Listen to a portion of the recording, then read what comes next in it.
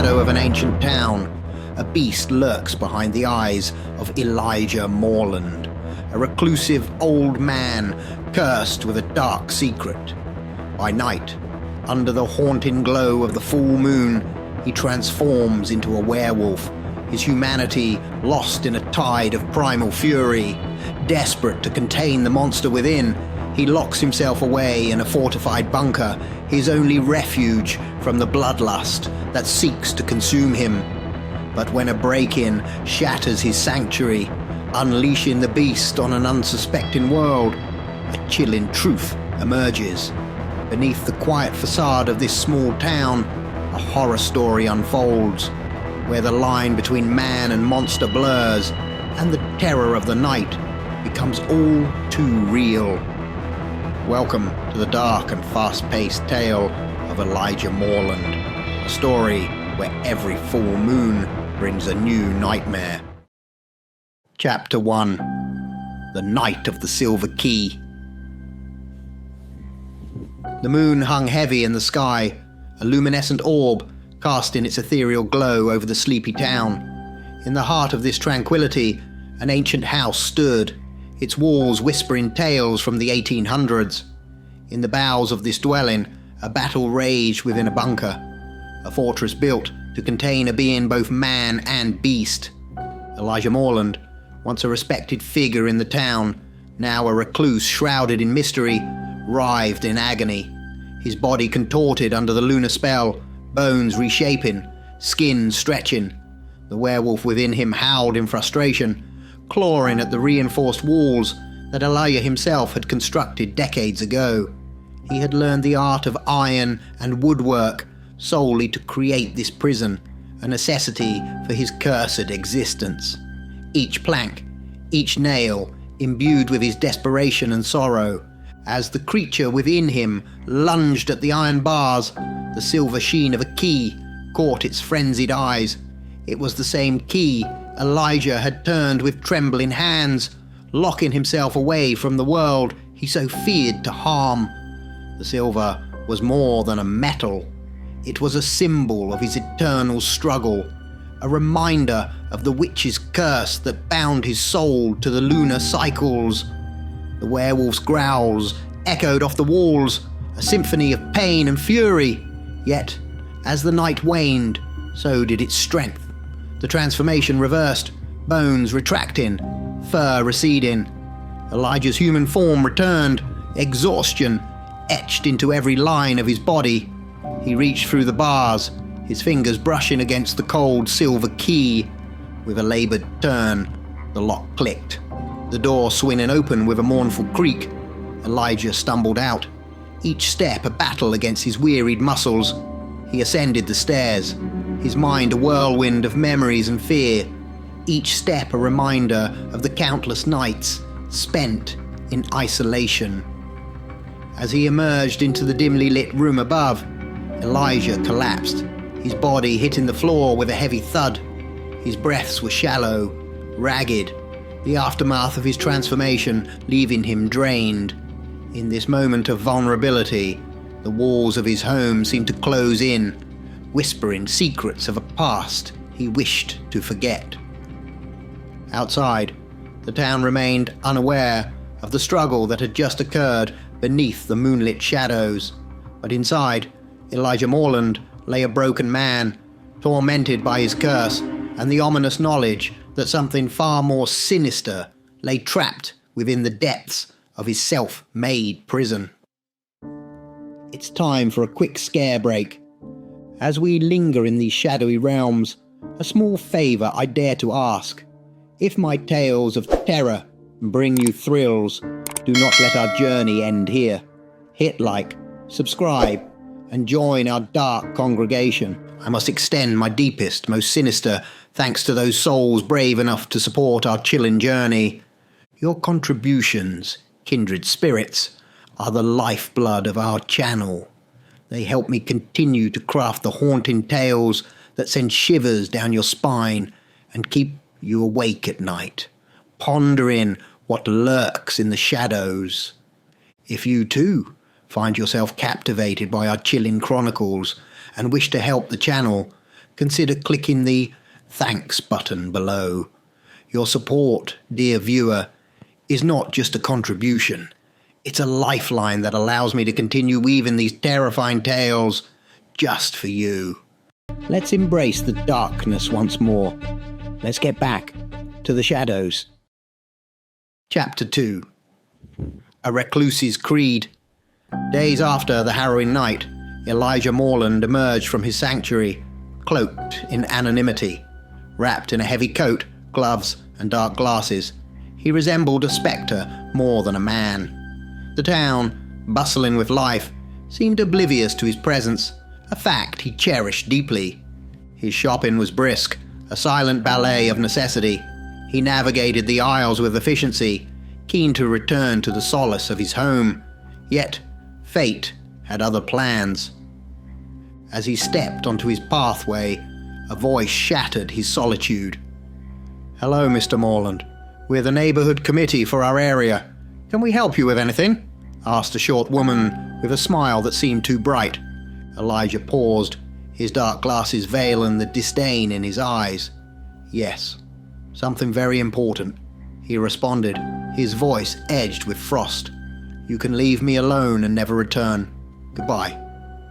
The door slammed behind him, a barrier against unwanted charity. "Well, we just wanted to do our good deed, and this is the thanks," one woman muttered. "Some people do not understand the need for others," another chimed in. "Yes, I for one think everyone should see things just as we do. It's for their own good. We know better than they do on what they want," a third voice added.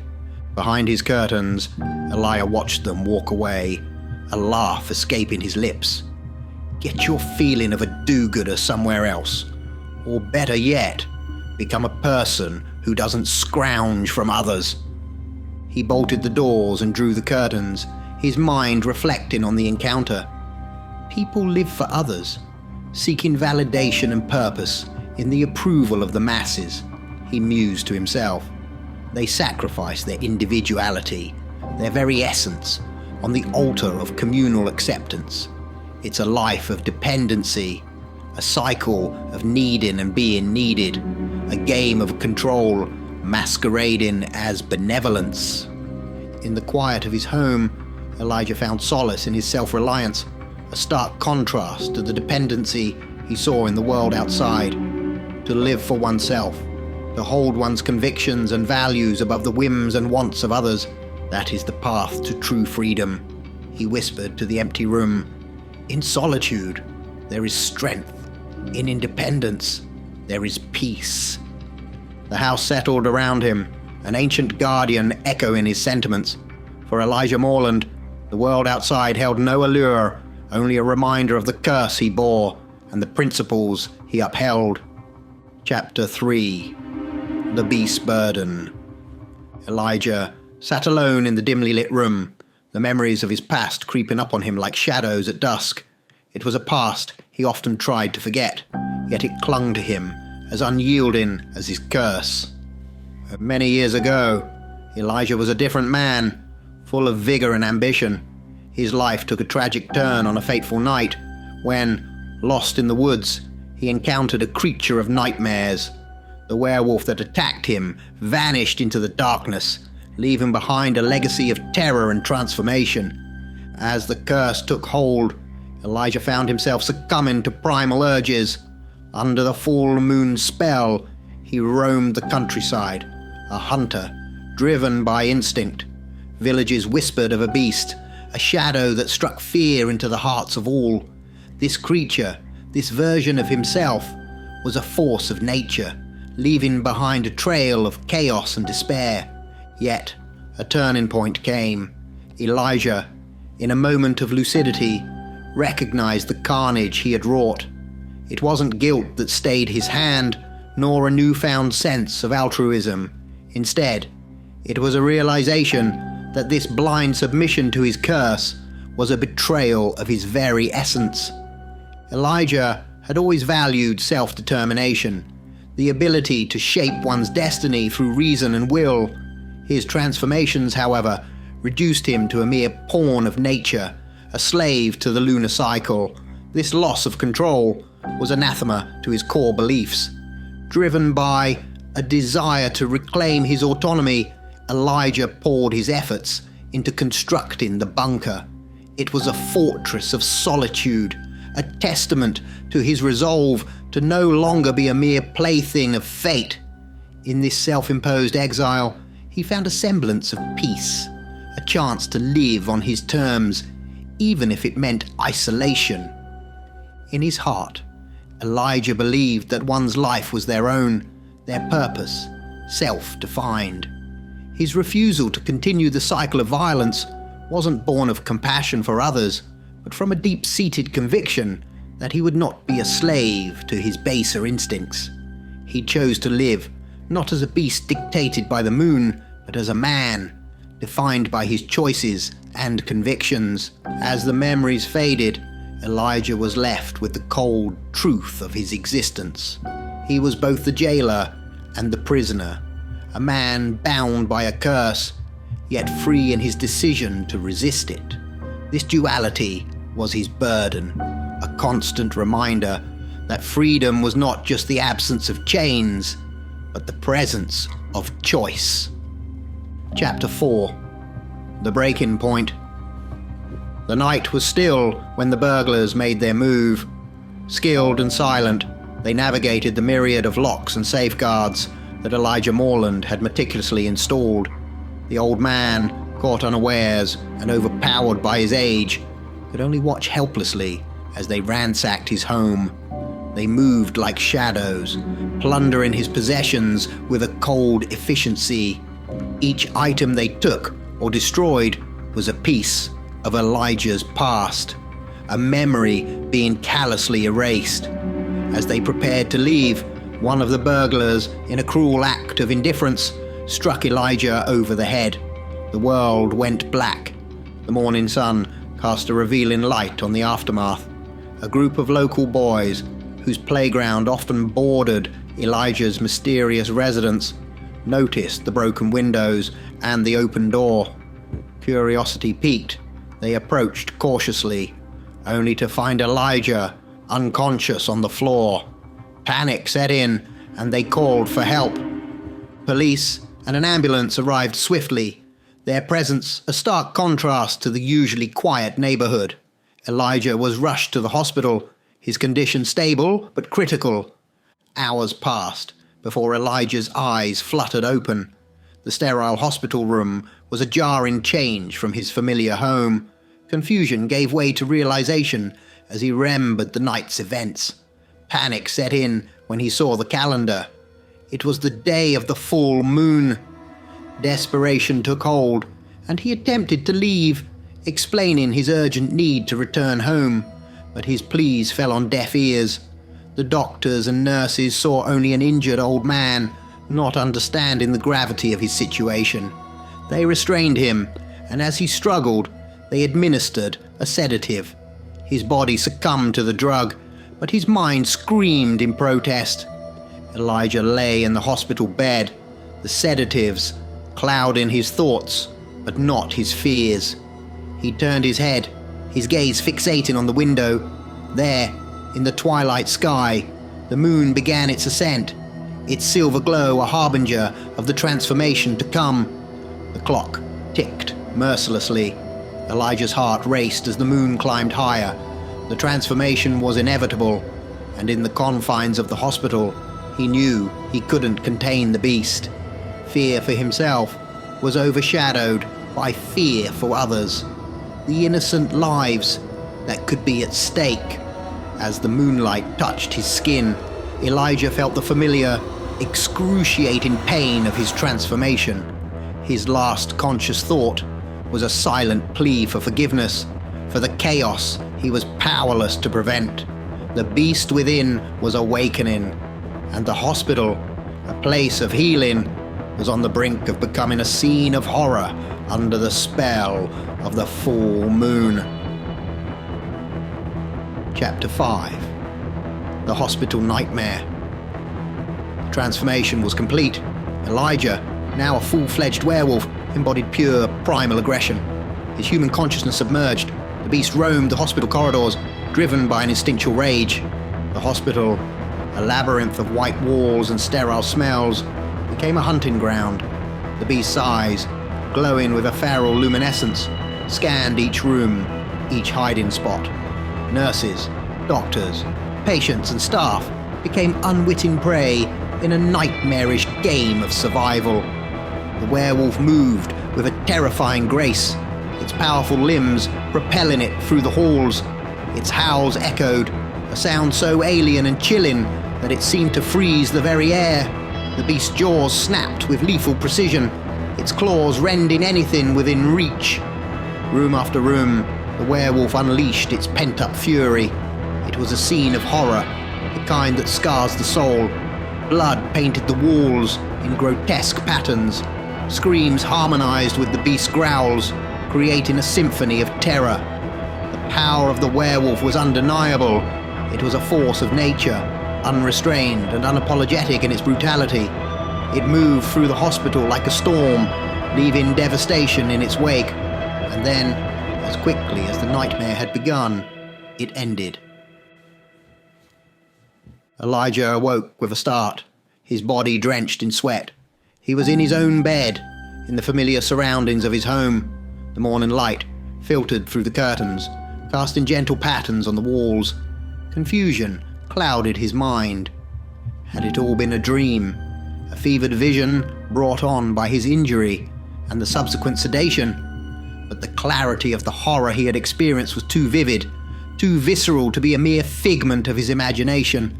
His hands trembled as he sat up, the memories of the night's events flooding back. The hospital, the transformation, the unspeakable acts he had committed as the beast. The weight of the realization was crushing.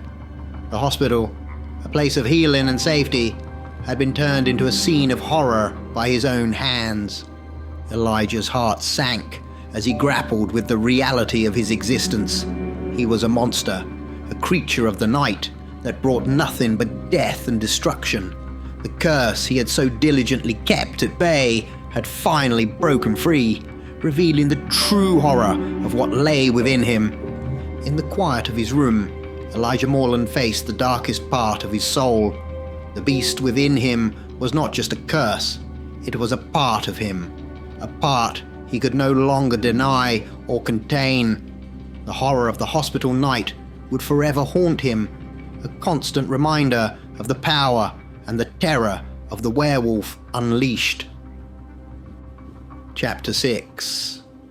The Race Against Time. Elijah Morland's hands worked tirelessly, mending the broken windows and reinforcing the doors of his home. He knew the night was approaching fast, and with it, the return of the beast. His heart raced as he fitted the last pane of glass, a temporary barrier against the horrors that lurked within him. A loud knock at the door jolted him. The police had arrived, seeking answers about the previous night's events at the hospital. Elijah composed himself, masking the turmoil within. He spun a tale of hearing commotion and fleeing in fear, leaning on his age and frail appearance to sell the story. The officers, seeing only a feeble old man, nodded in understanding and left, none the wiser to the truth that haunted Elijah's eyes. With the police gone, Elijah turned his attention back to his repairs. Time was slipping through his fingers like grains of sand. He recalled the burglars had entered through the windows. His focus shifted to reinforcing them with a sense of urgency. As the sun dipped below the horizon, Elijah moved to secure the front door. His heart sank as he saw the moon beginning its ascent, its silver light, a countdown to his transformation. In a frenzy, he closed the door, placing a heavy box behind it in a futile attempt to barricade the outside world from the chaos within. He sprinted to his bunker, the weight of dread heavy on his shoulders. Inside, his trembling hand reached through the bars and turned the silver key, sealing his fate. He sat down, resigned to the inevitable, his breaths shallow and rapid in the stifling air of the bunker. Unbeknownst to Elijah, A group of neighborhood carers stood on his doorstep. Concern etched on their faces, they discussed the recent events. "This one again? He was in the hospital when it all happened. He must be terrified," one remarked. "Let's check in on him." As they knocked on the door, it creaked open slightly, a silent invitation to enter. The carers stepped inside, calling out for Elijah. The house was eerily quiet, the only sound their own footsteps echoing in the empty halls. They searched room to room, finding no sign of the old man. Outside, the moon climbed higher, its light casting long shadows across the town. Inside Elijah's home, the carers grew increasingly uneasy, the atmosphere thick with unspoken dread. They were unaware of the danger lurking beneath their feet, unaware of the beast that Elijah Morland had become, and the night of terror that was about to unfold once more. Chapter 7. The Encounter Below. The group of carers, driven by concern and a sense of duty, navigated the eerie silence of Elijah's house. "Stairs," one woman murmured, her voice barely above a whisper. The suggestion hung in the air, an unspoken agreement among them. With cautious steps, they descended into the unknown. The staircase led them to a solitary door, imposing and seemingly impenetrable. It stood as a silent guardian, hiding secrets in its shadows. The key, large and silver, glinted in the dim light, an ominous beacon in the gloom. Curiosity mingled with apprehension as they approached. The door, with its barred hole, seemed out of place in a home. One of the carers, emboldened by concern for Elijah, reached for the key. It was cold to the touch, heavy with significance. With a trembling hand, she turned it, the lock yielding with a resonant click. The door creaked open, revealing a darkness so profound it seemed to swallow the light. They peered inside, their eyes straining to pierce the gloom. A sense of foreboding filled the air, a tangible presence that made their skin crawl. Then, from the depths of the shadow, a form emerged. Slowly, deliberately, a head appeared, its features obscured, yet unmistakably non-human. The head of the beast, its eyes gleaming with a feral intelligence, fixed its gaze on the intruders. A collective gasp escaped the carer's lips, a sound of terror and disbelief. The reality of what lay before them was incomprehensible, a nightmare made flesh. The werewolf, a creature of legend and lore, was real, and it was mere feet away from them. Frozen by fear, they stood motionless, their minds struggling to process the horror before them. The beast's breath was audible, a low growl that resonated in the small space, a warning of the danger they had unwittingly unleashed. In that moment, the line between myth and reality blurred, and the carers found themselves face to face with a terror beyond their wildest imaginations. The beast in the bunker, the hidden truth of Elijah Morland's existence, was now an undeniable, terrifying reality. Final chapter, the Pact of Understanding. In the dimly lit room, the key gleamed in the woman's trembling hand, a symbol of both fear and hope. The werewolf, captivated by its shine, hesitated. The light reflecting off the key seemed to pierce the beast's rage, reminding it of the prison it had resigned itself to. With cautious steps, the werewolf retreated into the darkness of the bunker. The woman, seizing the moment, closed the door swiftly and turned the key, locking the beast away once more. She peered through the barred hole, her eyes meeting those of the creature. There was a sense of resignation in its gaze, an understanding of its fate. Upstairs, the group of carers gathered in a circle, the weight of their discovery heavy upon them. One spoke up, her voice firm, yet filled with compassion. "I knew he needed our help, and we are going to help him. We shall make a pact right now. None of us shall speak of this." As dawn approached, The group reflected on their actions. For years, they had sought to do good, to help others. Driven by a desire to be seen as benevolent, their actions, though well-intentioned, were often more about fulfilling their own need for purpose and validation than truly understanding the needs of those they sought to help. "This man needs us, and we need him," another spoke. "Our lives have been about living for others, seeking recognition for our good deeds. But true goodness comes not from the desire to be seen, but from understanding and respecting the needs of others, even if it means letting go of our own notions of what is best for them." As morning light spilled into the room, Elijah Morland emerged from the bunker, his human form weary but intact. He sat with the women, his eyes filled with gratitude and a hint of sorrow. He explained why he had to lock himself away, his words painting a picture of a life spent in solitude, battling a curse he never asked for. He spoke of his need to protect others from the beast within, even if it meant isolating himself from the world. The carers listened, their hearts moved by his story. In that moment, a new understanding was born.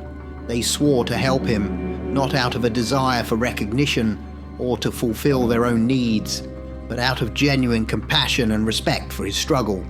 The pact they made that day was one of silent support, a promise to guard the secret of the man and the beast, to help him maintain his solitude, and to be there when the full moon rose. In this quiet agreement, they found a purpose that was true and selfless, a goodness that came from understanding and respecting the needs of another. As the sun rose higher, a new chapter began for Elijah Morland and the carers. In their mutual need, they found a bond, a silent agreement to support each other, not for recognition or self-gratification, but out of a deep-seated respect for the sanctity of individual struggles and choices. Thank you for joining me on this chilling journey.